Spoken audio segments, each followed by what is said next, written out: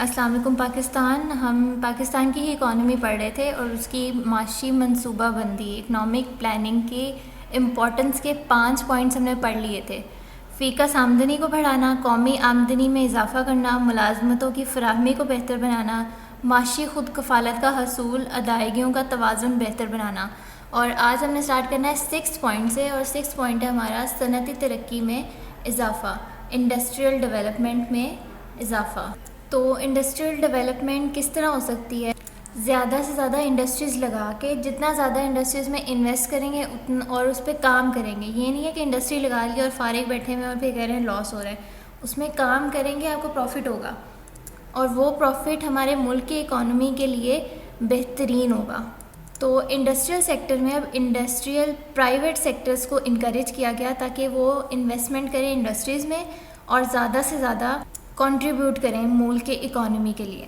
تو کس ٹائپ کی انڈسٹریز ہو سکتی ہیں؟ ساری بڑی بڑی انڈسٹریز جو ہوتی ہیں، ہیوی مشینری انڈسٹری ہو سکتی ہے، کاٹن انڈسٹری ہو سکتی ہے، ٹیکسٹائل انڈسٹری ہو سکتی ہے، اسٹیل انڈسٹری ہو سکتی ہے، ہیوی ایکوپمنٹ انڈسٹری ہو سکتی ہے، پیٹرو کیمیکل انڈسٹریز. ان سب کو انکریج کیا گیا ہے پرائیویٹ سیکٹرز میں. پھر اگر کوئی پرائیویٹ سیکٹر اس میں انویسٹمنٹ نہ کرے تو گورنمنٹ اس میں خود انویسٹمنٹ کرتی ہے، اور کافی انڈسٹریز میں ٹیکسز پہ بھی چھوٹ دے دیتے ہیں تاکہ یہ بے فکر ہو کے کام کر سکیں اور زیادہ سے زیادہ اپنا پیسہ بنا سکیں. 7 پوائنٹ ہے کم ترقی یافتہ علاقوں کی صورتحال میں بہتری لانا. جیسے کہ کوئی بیکورڈ ایریا یا کوئی بیکورڈ سٹی ہے، وہاں پہ اسکول نہیں ہے اور لوگوں کو اتنی دور تک ٹریول کر کے جانا پڑتا ہے. پہلے جاتے تھے لوگ گاؤں سے شہر جا کے پڑھتے تھے، آج بھی ایسا ہوتا ہے، لیکن کچھ علاقے اس طرح کے ہیں جہاں پہ اسکول بنانے کی ضرورت ہے، جہاں کی پاپولیشن زیادہ ہے. اور وہاں اسکول بنانے سے کیا ہوگا کہ ادھر کی اکانومی بہتر ہوگی.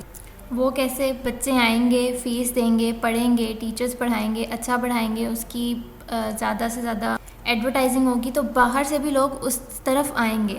تو اس چیز کو بہتر بنانا بھی ضروری ہے. تو اس کے لیے ڈیولپمنٹ اسکیمز بنائی جاتی ہیں. اس سے کیا ہوتا ہے؟ ملکی معیشت میں استحکام پیدا ہوتا ہے اور ایک پائیدار معاشی نظام قائم کرنے میں مدد ملتی ہے. ایک ٹرمینالوجی ہے SDG، سسٹینیبل ڈیولپمنٹ گولز. اس پہ آپ کبھی سرچ کریں اور ان کے گولز چیک کریں. نیکسٹ 8 پوائنٹ ہے افرادی قوت کی کھپت یا کھپت، امپلائمنٹ آف مین پاور. یہ پہلے بھی بات اس طرح ہوئی ہے کہ اگر کسی بیکورڈ ایریا میں اگر ہم ڈیولپمنٹ کرنا چاہ رہے ہیں اور اس میں مقامی منصوبے یعنی اسکول بنا لیے، سڑکیں بنا لی، ہسپتال بنا لیے، ان کی تعمیر ہوگی تو اس کے لیے ظاہر ہے مزدور چاہیے. تو لوکل جو لوگ ہیں بے روزگار، وہ مزدوری کر کے اپنا گھر چلا سکتے ہیں. تو اس طرح اس کا ایک فائدہ کیا ہے؟ بے روزگاری کم ہو جائے گی. 9 پوائنٹ ہے قیمتوں میں استحکام لانا، اسٹیبلٹی ان پرائسز. کسی بھی چیز کی قیمت بڑھتی کب ہے؟ جب اس کی ڈیمانڈ زیادہ ہوتی ہے، اور قیمتیں بڑھیں گی تو کیا ہوگا؟ مہنگائی ہوگی. قیمتیں بڑھنے سے مہنگائی ہوتی ہے. واو! اب مہنگائی ہو گئی، عوام کے پاس اتنا پیسہ نہیں ہے کہ وہ چیزیں خرید سکیں جو انہیں چاہیے. ظاہر ہے مہنگی چیزیں کون خریدے گا؟ مڈل کلاس اور لوور کلاس لوگ تو بالکل بھی نہیں خریدیں گے. تو اب عوام تو مہنگی چیزیں خریدنے نہیں لگی، تو صارفین کو پریشانی کا سامنا کرنا پڑے گا. جو چیزیں بیچ رہے ہیں پیچھے انڈسٹری سے لے کے دکانوں میں جو بیچ رہے ہیں، تو اب مہنگی چیزیں کوئی خرید نہیں رہا اور چیزیں بیچنی بھی ہیں، تو ان کو بیچنے کے لیے ان کی پرائس لو کرنی پڑتی ہے. اس سے کیا ہوتا ہے کہ ظاہر ہے نقصان تو ہوتا ہی ہے، لیکن تھوڑا بہت تو بندہ بچا ہی لیتا ہے. تو اس کو ہم کہتے ہیں افراط زر. قیمتوں میں اضافے سے افراط زر کا چکر شروع ہو جاتا ہے. زر کہتے ہیں پیسے کو اور افراد کہتے ہیں زیادتی کو. تو یہ ڈسکس کرنے کا مقصد یہ کہ اکانومی سٹیبل کرنے کے لیے پرائسز بھی سٹیبل ہونا ضروری ہے. زیادہ مہنگائی ہوگی تو سٹیبلٹی نہیں ہوگی. جس طرح ڈالر کی قیمت بڑھی جا رہی ہے اور پیسے کی قیمت کم ہوتی جا رہی ہے، اس پہ قابو پانا بہت ضروری ہے اور اس کے لیے اکنامک پلاننگ بہت ضروری ہے. 10 پوائنٹ ہے افراط آبادی پر قابو پانا. افراط آبادی پاپولیشن، اس پہ قابو پانا بھی ضروری ہے. لائک پاکستان کی آبادی ہے 22 کروڑ اور روز بروز پاپولیشن بڑھتی چلی جا رہی ہے، مگر اکنامک ڈیولپمنٹ وہیں پہ رکی ہوئی ہے. تو پھر پاپولیشن بڑھ رہی ہے اور اکانومی وہیں کی وہیں کھڑی ہے. یہ نقصان ہے. پاپولیشن اور اکانومی میں بھی توازن ہونا ضروری ہے. اگر پاپولیشن بڑھ رہی ہے تو اکانومی بھی بڑھنی چاہیے. اگر اکانومی وہیں کی وہیں کھڑی ہے, پاپولیشن انکریز ہو رہی ہے, تو اس سے کافی نقصان ہو سکتا ہے. اس کے لیے بھی اکنامک پلاننگ کرنا بہت ضروری ہے تاکہ اکانومی انکریز ہو اور پاپولیشن ڈکریز ہو, کنٹرول ہو.